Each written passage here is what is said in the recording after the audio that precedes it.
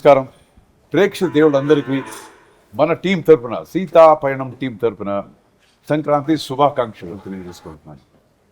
ఈరోజు చాలా మనందరికీ ఒక మంచి ముఖ్యమైన ఒక పండుగ సంక్రాంతి.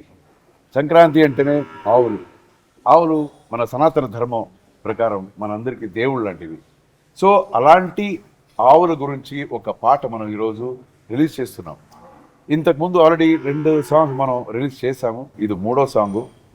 ఈ పాటని రాసింది మన కాసర్ల శ్యామ్ గారు, ఫెంటాస్టిక్గా రాశారు. Thank you sir.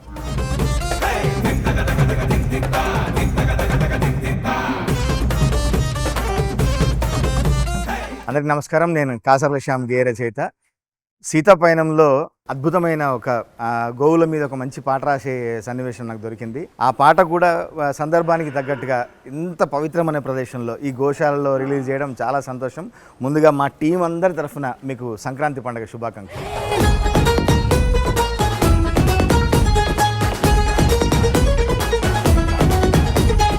ఆవుల మీద ఒక పాట పెట్టాలి, ఒక సిచ్యువేషన్ పెట్టాలి, దానికి ధ్రువుని తీసుకురావాలి అనే ఆలోచన ఎట్లా వచ్చిందంటే, ధ్రువు మీ అల్లుడు కాబట్టి కంపల్సరీ ఉండాలనిపించిందా, లేదా సినిమాలో ఇట్లాంటి పాట చెప్పాలి అని ఆ సన్నివేశం ఎట్లా మీకు అనిపించింది? మీకు 2 విషయాలు సార్. సార్, ఫస్ట్ ధ్రువ సినిమాలో ఎందుకు పెంచాడు అనేది, తర్వాత ఈ పాట ఎందుకు ఇలాంటి పాట పెట్టాను. ఇయ్యా సార్. మన ఓన్ ప్రొడక్షన్ ఇది. నేను ఈ సినిమాలో ఉండి తీరాలి. హీరో హీరోయిన్ మనకు ఫిక్స్ అయిపోయింది, మన ఉండి ఇంకేమి మనం చేసేది లేదు. స్వామి ఈ సినిమా వద్దు, వేరే సినిమా ఫుల్ నేను డైరెక్ట్ చేస్తాను, నువ్వే చేయాలి.